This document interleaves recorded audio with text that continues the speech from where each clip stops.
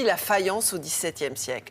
Et là, j'ai découvert une adresse vraiment rare. Dans ce village, au creux d'un canyon, on se croirait dans un décor de film, un petit restaurant tenu par 2 oiseaux des îles. Regardez plutôt. Et chambre d'hôte aussi, bien sûr. Colorado? Non, gorge du Verdon. Paradis des randonneurs et des pêcheurs, des grimpeurs et des rapaces, le plus spectaculaire des canyons européens taille une frontière naturelle entre les Alpes de Haute-Provence et le Var. Au cœur de ce chaos minéral, l'un des plus beaux villages de France, Moustier-Sainte-Marie. Un village médiéval au charme estival, avec, entre les falaises, une étoile tendue en guise d'ex-voto, celle d'un chevalier de retour de croisade. Moustier comme un village de Santon, fondu dans la roche, fondé au 5e siècle par des moines venus de Lérins. Au milieu coule une rivière, l'Adoux, enjambée par des ponts d'âne. De l'eau jaillit la vie et la prospérité. La tannerie, la papeterie, et puis au XVIIe siècle, la faïence, réputée pour être la plus fine du royaume de France. On compta jusqu'à 700 fours et plus d'une trentaine d'ateliers qui peu à peu s'éteignirent au profit du Limoges.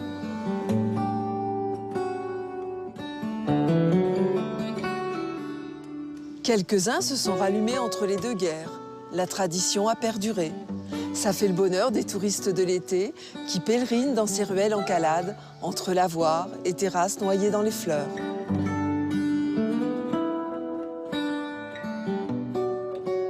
Pour mieux repartir du bon pied au travers des cyprès par l'ancien sentier muletier qui conduit à Notre-Dame de Beauvoir, vénérée depuis le 5e siècle.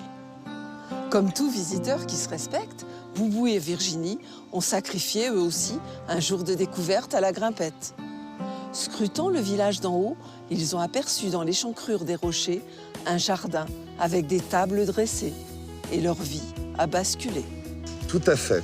On est des oiseaux des îles à la recherche de vie de bohème. Et on est monté à la chapelle et en redescendant, on a vu ce jardin magnifique.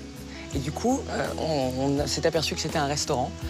Et on a décidé de déjeuner là le midi. On est tombé amoureux, on avait des frissons. Et on a demandé à la propriétaire si c'était à vendre, qui nous a répondu que oui. Donc on a décidé de rester et de faire notre vie ici. C'était déjà une demeure d'hôte. Et Virginie a tout redécoré à l'intérieur. Moi, je me suis un peu plus occupé du gros œuvre. Et en fait, notre association fonctionne plutôt bien. Alors, au départ, c'était une maison qui a été construite par un faïencier de Moustier pour son habitation personnelle. Donc, on a une chambre qui est l'ancienne cuisine de la maison, une autre qui correspondait plus au salon et à la pièce à vivre. Elle est construite à flanc de roche. Donc, on a toute une partie de la maison qui est dans les rochers. Et toute la partie haute était l'endroit où il stockait son bois et ses moules pour faire ses faïences. Et on a essayé de garder du provençal, on a gardé les vieilles tomates de Provence parce qu'on trouvait ça important. On a mélangé des meubles que Boubou a ramenés d'un petit peu partout dans le monde et on a créé notre univers comme ça. On a essayé d'avoir des meubles très éclectiques avec des parasols balinais, des tables qui sont toutes plus ou moins différentes.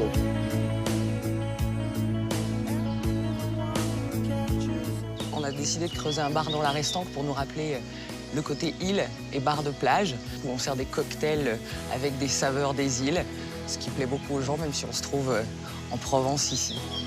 Provençal dans le corps et dans l'âme, un peu bohème, un peu ethnique et tellement cool. Telle est la Bouscatière. Alors, c'est très beau. Oui, c'est un endroit délicieux. Ça donne vraiment envie d'aller passer quelques jours là-bas et on a tendance à se dire ça doit être déjà complet. Non, on peut quand même Écoutez, réserver. je pense que vous pouvez essayer de vous glisser parce que les gens qui vont à Moustier, ils font toutes les gorges du Verdon. Donc, ils ne vont pas y rester forcément une semaine. Et franchement, c'est un endroit, moi, qui m'a emballé parce qu'il est à la fois festif. Vous avez vu, il y a les gratteurs de guitare qui viennent le soir, mais en plus de très, très bons joueurs.